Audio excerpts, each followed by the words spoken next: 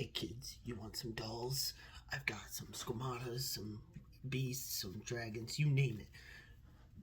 I got you.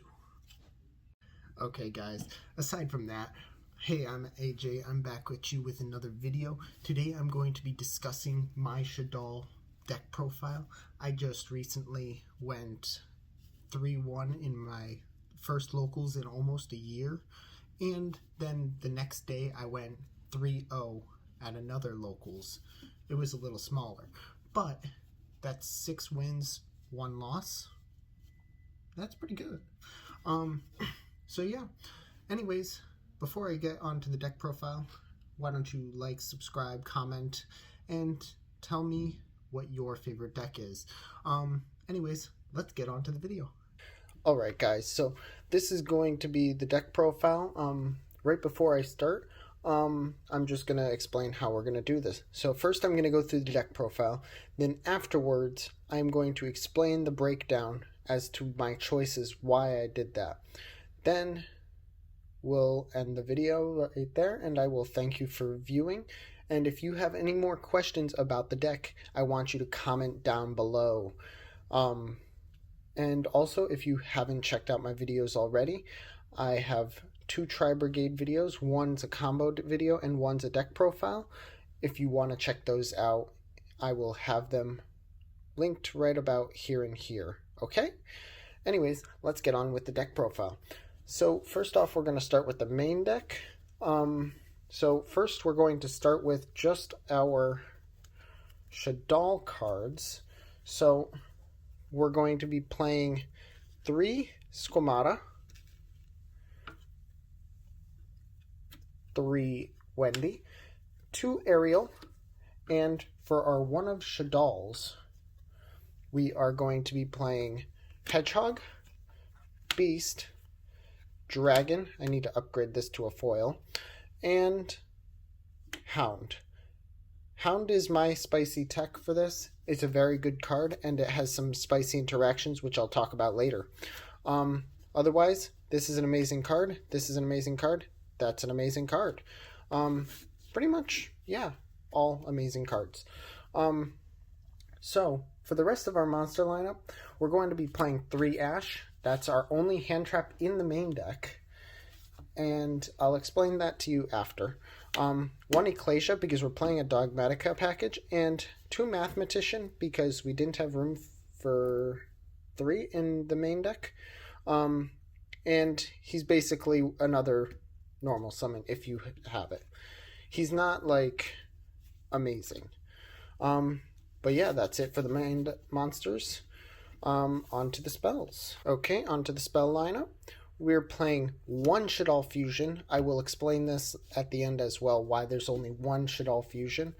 1 Called by the Grave, because it's at 1. Triple Super Poly.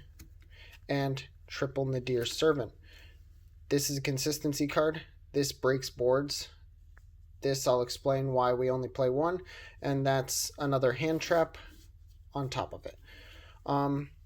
And onto our traps. We are playing Trap Shaddoll, so we're going to be playing a big trap lineup.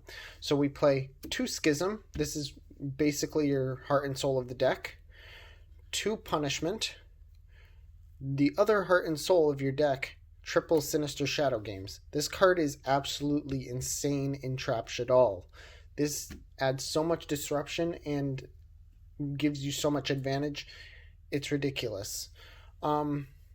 As for the rest of our traps, triple Needle Sealing.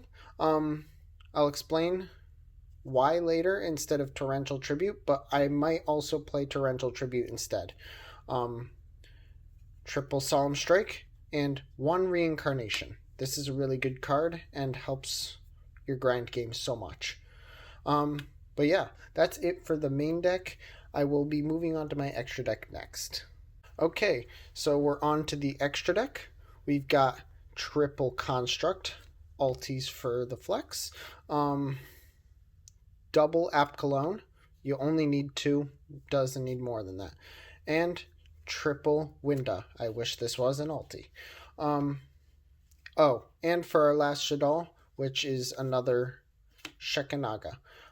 This is really good just because we play Super Poly. I'm actually thinking of playing the Wind one, even though it's absolutely garbage. He also put some weird pressure on other decks, which is kind of funny to me. So he comes in like some niche situations. I like him. But that's it for the Shaddoll extra deck lineup. And for our other extra deck, we play one Natis for the Dogmatika engine, and it disrupts.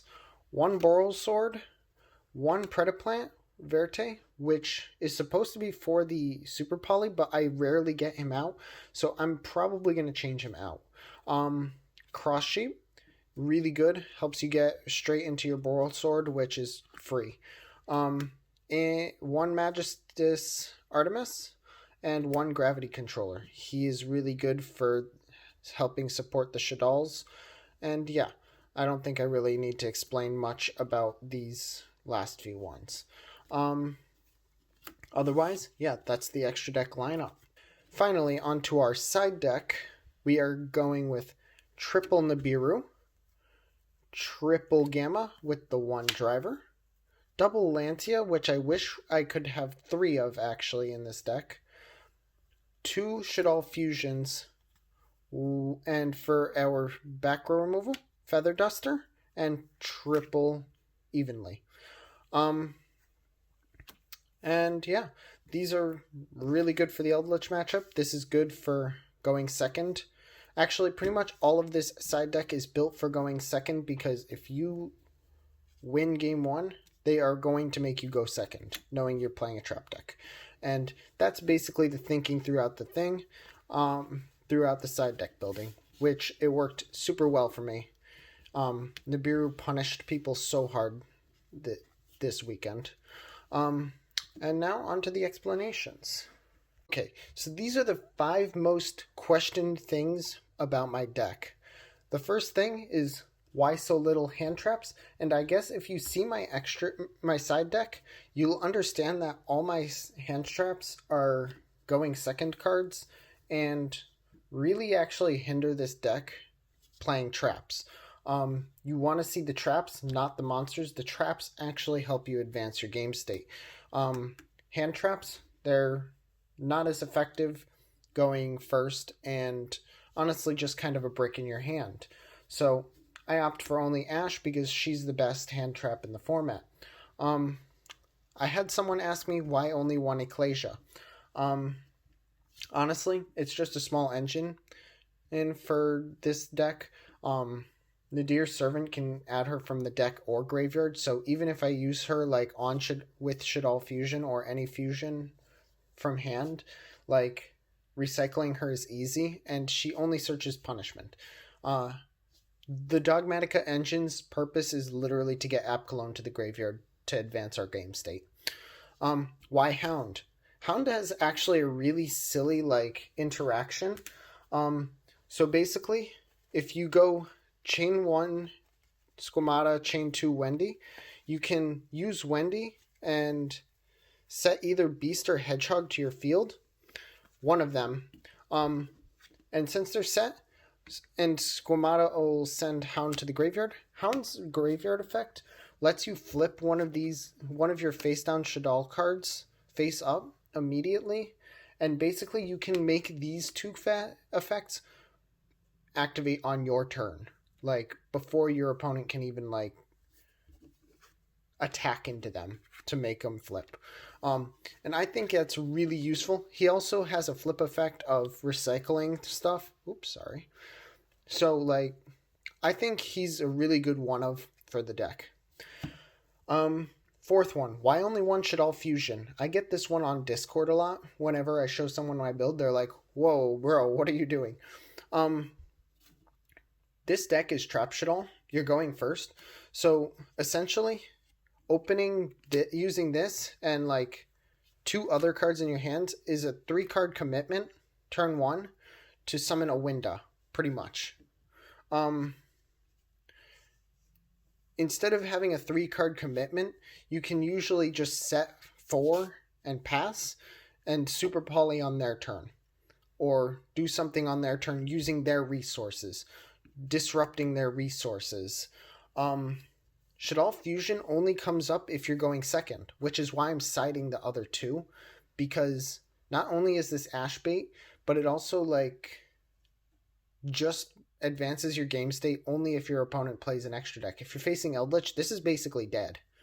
It's just okay, I have a Shaddoll Fusion in hand. But that's my reasoning for that. It's a brick turn 1, which is counterproductive against the deck's strategy. Now, the last one, Needle Sealing. They ask, why use Needle Sealing? We have Torrential Tribute.